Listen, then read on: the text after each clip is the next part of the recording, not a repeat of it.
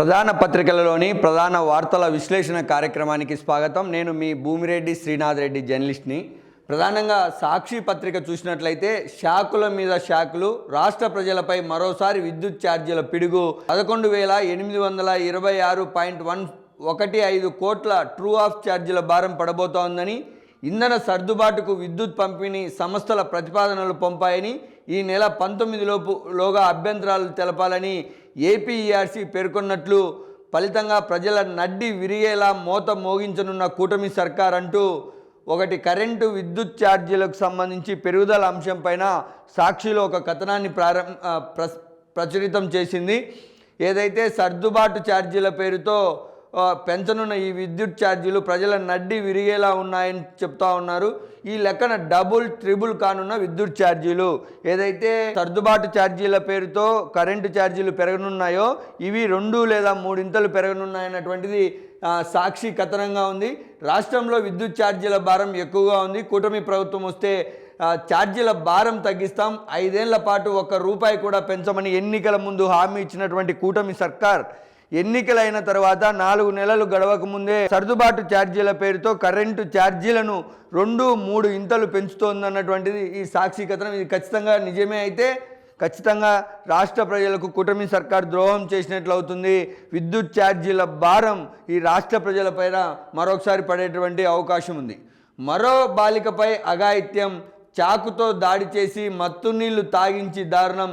తిరుపతి జిల్లాలో 10వ తరగతి విద్యార్థినిపై లైంగిక దాడి. పాఠశాల నుంచి తిరిగి వస్తుండగా అటకాయించిన దుండగులు, మత్తు మాత్రలు కలిపిన నీటిని తాగించి పొదల్లోకి తీసుకెళ్లిన దుర్మార్గులు. బాలికల పైన అఘాయిత్యాలు జరుగుతూనే ఉన్నటువంటి పరిస్థితి కనిపిస్తోంది. దీనికి సంబంధించి నిన్న పవన్ కళ్యాణ్ కూడా ఒక వ్యాఖ్య చేశారు. నేనే కనుక హోంమంత్రి బాధ్యతలు తీసుకోవాల్సి వస్తే ఇలాంటి అఘాయిత్యాలు జరిగేవి కావాలి. ప్రధానంగా సాక్షి కథనాన్ని ఒకసారి పరిశీలిస్తే అధికారంలోకి వచ్చిన అవే డ్రామాలు. పిఠాపురం సభలో కొత్త అంకానికి తెరతీసిన పవన్ కళ్యాణ్ శాంతి భద్రతల వైఫల్యాన్ని దళితరాలైనటువంటి హోంమంత్రి పైన నెట్టే ప్రయత్నం జరుగుతోంది. శాంతి భద్రతలు ఎప్పుడు ముఖ్యమంత్రి చేతుల్లో ఉండవా, దానికి ఉప ముఖ్యమంత్రి బాధ్యత వహించడం తెలియదా అన్నటువంటి ప్రధానమైనటువంటి అజెండాతో సాక్షి వార్తను ప్రచురించింది. ఇది నిజంగా రాజకీయ కోణంలో చూడాల్సినటువంటి వార్త కాదు, ఇది సామాజిక సమస్య. ఈ రాష్ట్రంలో శాంతి భద్రతలు అనేటువంటివి చాలా ఇంపార్టెంట్ కాబట్టి శాంతి భద్రతల విషయంలో ఒకరిపై ఒకరు ఆరోపణలు ప్రత్యారోపణలు చేసుకునే బదులు ఈ రాష్ట్రంలో శాంతి భద్రతలకు పోలీస్ వ్యవస్థ బలోపేతానికి కృషి చేయాల్సినటువంటి అవసరం ఉంది. అమెరికా ఎన్నికలకు సంబంధించి నేడే అమెరికాలో పోలింగ్. కమల వికాసమా, ట్రంప్కే పట్టమా? ఫలితాలపై సర్వత్రా ఉత్కంఠ. హోరాహోరీగా తలపడనున్న హరీష్ ట్రంప్. భారత మూలాలు ఉన్నటువంటి కమలా హరీష్ కొత్త చరిత్రను సృష్టిస్తారా, లేదంటే గతంలో ఒకసారి గెలిచినటువంటి ట్రంప్ మరొకసారి విజయం సాధిస్తారా?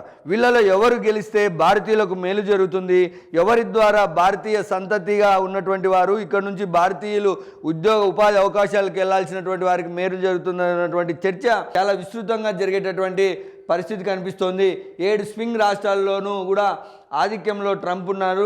రిపబ్లిక్ల రాష్ట్రం అయోవాలో హరీష్ ముందంజలో ఉన్నటువంటి పరిస్థితి కనిపిస్తోంది. ఇది ఇంకొక అంశం, చాలా కీలకమైనటువంటి అంశం. ఉద్యోగాల్లో స్పోర్ట్స్ కోటా 3% పెంపు. గతంలో 2% ఉన్నటువంటి స్పోర్ట్స్ కోటాను 3% పెంచారు. ఒలింపిక్, ఏషియన్ గేమ్స్ విజేతలకు ప్రోత్సాహకాలు. ఒలింపిక్స్లో బంగారు పథకం సాధిస్తే ₹7 కోట్ల నజరానా. ఏషియన్ గేమ్స్లో బంగారు పథక విజేతకు 4 కోట్లు.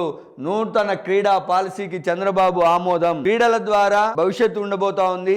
ఇప్పటికే 2% ఉన్నటువంటి క్రీడా కోటాను 3% పెంచడంతో పాటు జాతీయ అంతర్జాతీయ స్థాయిలో ఒలింపిక్స్లోనూ అదేవిధంగా ఏషియన్ గేమ్స్లోనూ ప్రాతినిధ్యం వహించి అక్కడ మంచి ఫలితాలు సాధించే వారికి ఇచ్చేటువంటి ప్రోత్సాహకాలను కూడా చాలా రెట్లను చంద్రబాబు ప్రభుత్వం పెంచింది.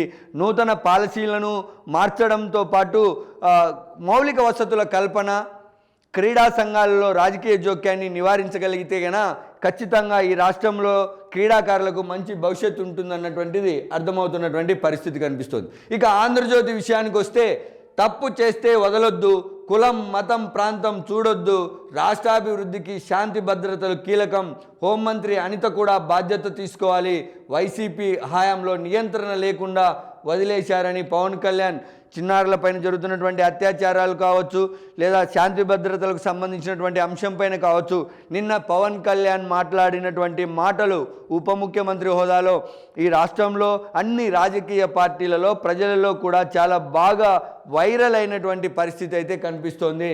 ఇంకొక ప్రధాన వార్తను, మళ్ళీ టెండర్లు, అమరావతి పనులపై కీలక నిర్ణయం, పాత టెండర్లు క్లోజ్ చేసి కొత్త టెండర్లకు ఆహ్వానిస్తున్నటువంటి పరిస్థితి అయితే కనిపిస్తోంది. హైకోర్టు అసెంబ్లీకి జనవరిలోగా, మిగిలిన పనులకు డిసెంబర్ 31లోగా టెండర్లు పిలవాలని, 3 ఏళ్లలో అభివృద్ధి పనులు పూర్తి చేయడమే లక్ష్యంగా సిఆర్డీఏ సమావేశంలో ముఖ్యమంత్రి నారా చంద్రబాబు నాయుడు కీలక నిర్ణయాలు తీసుకున్నట్లుగా ఆంధ్రజ్యోతి కథనం ప్రచురించింది. ఆటలకు అందలం, క్రీడా స్పోర్ట్స్కు సంబంధించి ఆసియా క్రీడల్లో గోల్డ్ సాధించిన వారికి 4 కోట్లు, రజతానికి 2 కోట్లు, కాంక్షానికి 1 కోటి బహుమానం. నూతన పాలసీ పైన కూడా ఆంధ్రజ్యోతి ఒక వార్తను ప్రచురించింది. అదేవిధంగా హోరాహోరీ, స్వింగ్ రాష్ట్రాల్లో ట్రంప్కు స్వల్ప ముగ్గు, కమల వెనుకబాటు, అమెరికా ఎన్నికలు పడేశాయి అంటూ భారీ ఎత్తున అమెరికా ఎన్నికల నేపథ్యంలో భారీ ఎత్తున పతనమైనటువంటి మార్కెట్ విలువలను కూడా ఒకసారి చెప్తున్నటువంటి పరిస్థితి. మరో జగన్ దెబ్బ, జనంపై మరోసారి ఇంధన సర్దుబాటు భారం.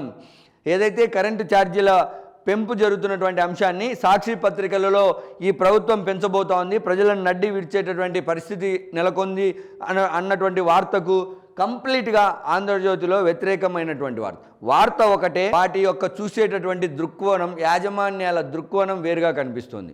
ఈ ఆంధ్రజ్యోతిలో ఇదంతా కరెంటు ఛార్జీలు ఇప్పుడు మా కూటమి నాయకత్వంలో పెరుగుతున్నప్పటికీ దీని పాపం గత ప్రభుత్వం అయినటువంటి జగన్మోహన్ రెడ్డి సర్కార్ నిర్ణయాల వల్ల అన్నటువంటిది ఆంధ్రజ్యోతి కథనం. ఇది ఎన్నికల నోటిఫికేషన్ ముందటి పిటిషన్ 23-24 గాను వైసీపీ సర్కార్ సమర్పణ నాడు పరిష్కరించని ఈఆర్సీ 90 రోజులు రూల్కు బ్రేక్.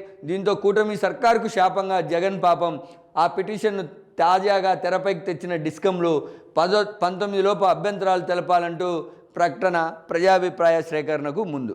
అంటే గతంలో ఏదైతే వైఎస్ఆర్ కాంగ్రెస్ పార్టీ అధికారంలో ఉన్నప్పుడు జగన్ సర్కార్ పెట్టినటువంటి ప్రతిపాదనలనే ఇప్పుడు అమలు చేయాల్సి వస్తుంది. దీంతో ఆ పాపం జగన్ రెడ్డి చేసినటువంటి పాపం, లేదా జగన్మోహన్ రెడ్డి ప్రభుత్వం చేసినటువంటి పాపం ఈ కూటమి ప్రభుత్వంపై పడ్డదనేటువంటిది. ఇక ఈనాడులో కమల వికాసమా, ట్రంప్ ప్రభంజమా, ఈ అమెరికా ఎన్నికలకు సంబంధించి బ్యానర్ ఐటమ్ను ఈనాడు తీసుకున్నటువంటి పరిస్థితి కనిపిస్తుంది. ఉద్యోగాల్లో స్పోర్ట్స్ కోటా 3% పెంపు, స్పోర్ట్స్కు సంబంధించిన వార్తను కూడా ఈనాడు చాలా మొదటి పేజీలోనే చాలా ఎక్కువ స్పేసెస్లో కూడా తీసుకున్నటువంటి పరిస్థితి కనిపిస్తుంది. దేవుడు సొమ్ముతో క్రికెట్ బెట్టింగ్లు, ఫోర్జరీతో 1 కోటి పైగా కాగేసిన ఇన్ఛార్జ్ ఈవో, గుట్టుగా ఉంచిన అధికారులు, అనుమతి లేకుండా ఉద్యోగులను నియమించిన మరో ఈవో, దేవాదాయ శాఖలో ఎవరికి ఇష్టారాజ్యంగా వాళ్ళు. దేవాదాయ శాఖలో జరుగుతున్నటువంటి అవినీతి ఆ దేవునికి కూడా మచ్చ తెచ్చే పరిస్థితి కనిపిస్తూ ఉన్నటువంటి పరిస్థితి కనిపిస్తుంది. దేవుని దగ్గరికి అనేక అంశాలలో వారి యొక్క ఉన్నటువంటి భక్తి శ్రద్ధలతో వారికి ఉన్నటువంటి కోరికలు తీరుతాయనో రకాలుగా వెళ్ళేటటువంటి వారు ఈ దేవాదాయ శాఖలో జరుగుతున్నటువంటి అవినీతిని చూసి ఆధ్యాత్మిక భావన నుండి బయటికి వెళ్ళేటువంటి దుర్మార్గమైనటువంటి పరిస్థితిని దేవాదాయ శాఖలో ఉన్నటువంటి కొంతమంది అధికారులు కల్పించేటువంటి పరిస్థితి కనిపిస్తుంది. నేరగాళ్లపై చర్యలు తీసుకోలేని పోలీసులు ఎందుకు? శాంతి భద్రతలపై 10 సార్లు నాతో చెప్పించుకోవద్దు, నేను హోంశాఖ తీసుకుంటే పరిస్థితులు వేరుగా ఉంటాయి. పిఠాపురం గోప్రోలు సభలో ఉప ముఖ్యమంత్రి పవన్ కళ్యాణ్. నిన్న హాట్ టాపిక్ పవన్ కళ్యాణ్ చేసినటువంటి వ్యాఖ్యలు. హోంమంత్రిగా నేను బాధ్యతలు తీసుకుంటే అంటే పవన్ కళ్యాణ్ మనసులో, పవన్ కళ్యాణ్ ఆలోచనల్లో పవన్ కళ్యాణ్కు హోంమంత్రి అవ్వాలన్నటువంటి ఆకాంక్ష ఉందా అన్నటువంటి ఒక చర్చకు ఇప్పుడు తావిస్తున్నటువంటి పరిస్థితి కనిపిస్తుంది. రాష్ట్రంలో జరుగుతున్నటువంటి అత్యాచారాలు, పోలీసింగ్ వ్యవస్థ ఇవన్నీ ఒక ఎత్తు అయితే ఉప ముఖ్యమంత్రి హోదాలో వాటిని డీల్ చేయొచ్చు, లేదంటే ముఖ్యమంత్రికి లేదా హోంమంత్రికి చెప్పి వాటి యొక్క పరిష్కారానికి సూచనలు చేయొచ్చు. కానీ నేరుగా నేనే హోంమంత్రినైతే అన్నటువంటి పదాన్ని ఉపయోగించిన పవన్ కళ్యాణ్ ఆలోచనల వెనుక ఏం జరుగుతుందో చూడాల్సినటువంటి పరిస్థితి కనిపిస్తోంది. విశాఖలో తీగలాగితే దేశమంతా డొంక కదిలింది. కమిషన్ల ఆశ చూపి బ్యాంకు ఖాతాలు అద్దెకు, విదేశాల నుంచి నిర్వహణ, సైబర్ నేరాల్లో కొల్లగొట్టిన సొమ్ము వాటితో జమ, చట్ట విరుద్ధమైన పేమెంట్ గేట్వేల ద్వారా విదేశాలకు తరలింపు, చైనా, తైవాన్ దేశాల్లో మూలాలు, విశాఖ, గుజరాత్లో కేసుల దర్యాప్తు వెలుగులోకి. రోజు చూస్తున్నటువంటి పరిణామమే ఈ వార్త అంశం కూడా. Cyber crime, cyber crime, cyber crime రూపాలు మారుతున్నాయి, ఆలోచన పద్ధతులు మారుతున్నాయి, ఎత్తుగడలు మారుతున్నాయి తప్ప సైబర్ కేటుగాళ్ళ యొక్క దోచుకోవడం దాచుకోవడం అన్నటువంటి పద్ధతి మాత్రం మార్చుకోవడం లేదు. పోలీసులు ఎంత దీనిపైన బాగా ప్రజల్లో అవేర్నెస్ తీసుకొని వస్తున్నప్పటికీ కూడా ఇప్పటికీ కూడా ఇబ్బందులు జరుగుతున్నటువంటి పరిస్థితి అయితే కనిపిస్తుంది. ఇక ఆంధ్రజ్యోతి ఎడిషన్కు, జిల్లా ఎడిషన్కు ఒకసారి వచ్చినట్లయితే, అమాత్య ఆలకించు అంటూ ఈరోజు జిల్లా ఇన్ఛార్జ్ మంత్రి సవితమ్మ వచ్చేటటువంటి నేపథ్యంలో ఈ వార్తను తీసుకొని వచ్చారు. పొద్దుటూరులో ఎవరి దారి వారిదే, ఆగిన పనులు, స్టీల్ ఫ్యాక్టరీపై ఎన్నో ఆశలు, సాగునీటి ప్రాజెక్టుల గురించి ఈరోజు సమీక్షా సమావేశం ఉన్నటువంటి పరిస్థితుల నేపథ్యంలో మంచి వార్తను ప్రచురించడం పరిస్థితి కనిపిస్తుంది. నిబంధనలు బేఖేతార్, ప్రైవేటు విద్యాసంస్థ అధిపతికి జిల్లా జెడ్పీ ఉన్నతాధికారుల జీ హుజూర్, 4.14 కోట్ల నూతన కాంప్లెక్స్ దారాదత్తం, టెండర్లు పిలవకుండానే అగ్రిమెంట్, నాడు వైసీపీ నేడు కూటమి పెద్దల అండదండల సౌకర్యాల పేరుతో కాంప్లెక్స్ గోడలు కూల్చివేత, చోద్యం చూస్తున్నటువంటి అధికారులు. ఆ విద్యా సంస్థపై కాసుల ప్రేమ. నిబంధనలను తుంగలో తొక్కి వీరంరెడ్డి విద్యా సంస్థకు జెడ్పీ భవనాన్ని అప్పగించినటువంటి తీరుపై సర్వత్రా విమర్శలు వెల్లువెత్తుతూ ఉన్నాయి. వైఎస్ఆర్ ప్రభుత్వంలో ఈ కార్యక్రమం మొదలైనప్పటికీ కూటమి ప్రభుత్వం కూడా, వైఎస్ఆర్సీపీ ప్రభుత్వం ఎలాంటి జీ హుజూర్ అని ఆ విద్యాసంస్థ అధినేతకో ఆ విద్యాసంస్థకో సాగిల పడిందో, కూటమి అంతకు మించినటువంటి సాగిల పడుతున్నట్లు కనిపిస్తోంది. కారణం, ఈ బీరంరెడ్డి విద్యాసంస్థల అధినేత భారతీయ జనతా పార్టీలో చేరడం, చకచక జిల్లా ఉపాధ్యక్ష పదవి పొందడం. భారతీయ జనతా పార్టీలో ఎవరు పనిచేయనట్లు, ఆయనే కొత్తగా వచ్చి పార్టీని ఉద్ధరిస్తూ ఉన్నట్లు జరిగినటువంటి ఆ పదవి పందారం అనేటువంటిది భారతీయ జనతా పార్టీ యొక్క విలువలను కడపలో ఉన్నటువంటి డ్రైనేజ్లో కలిపేసినటువంటి పరిస్థితి అయితే మనం కడప నగరంలో చూస్తూ ఉన్నాం. ఇంత పెద్ద ప్రాపర్టీని అంత అడ్డగోలుగా జిల్లా పరిషత్ అధికారులు చేస్తే, అప్పుడు వైసీపీ, ఇప్పుడు కూటమి ప్రభుత్వం సహకరిస్తూ ఉందంటే, ఆయన మరి వీళ్ళకు లంచాలు ఇస్తాడా లేదంటే మేనేజ్ చేస్తాడా, ఏం చేస్తాడో అర్థమే కావడం లేదు. బీరంరెడ్డి విద్యా సంస్థల పైన అనేక ఆరోపణలు ఉన్నాయి.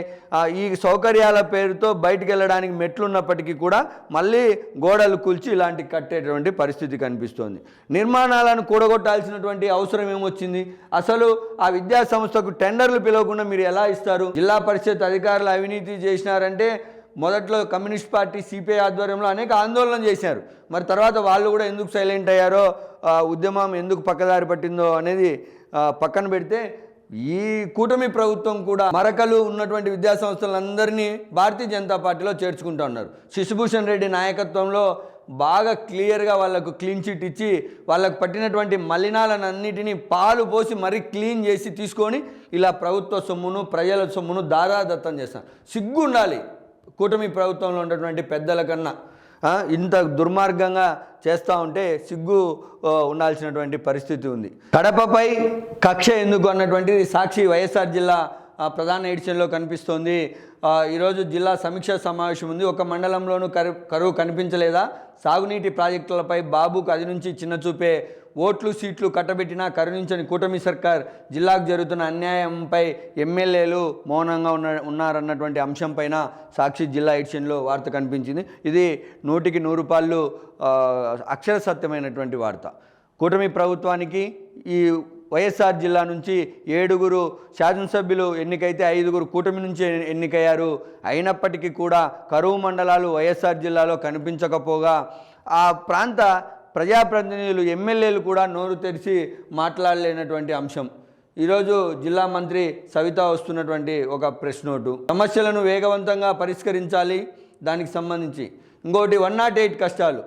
దసరా పోయింది, దీపావళి పోయింది, నెలలు గలుస్తున్నా కూడా 108లో పనిచేసేటటువంటి ఉద్యోగస్తులకు జీతాలు అందడం లేదు. దాని ద్వారా 108 యొక్క సేవలు ఇంకా ఆగిపోయే పరిస్థితి కనిపిస్తోంది. వారి యొక్క పరిస్థితి చాలా దుర్భరంగా ఉందన్నటువంటిది ఈ యొక్క సాక్షి జిల్లా ఎడిషన్లోని కథనం. ఇది ఈ వాల్టి ప్రధాన పత్రికలలోని ప్రధాన వార్తల విశ్లేషణ.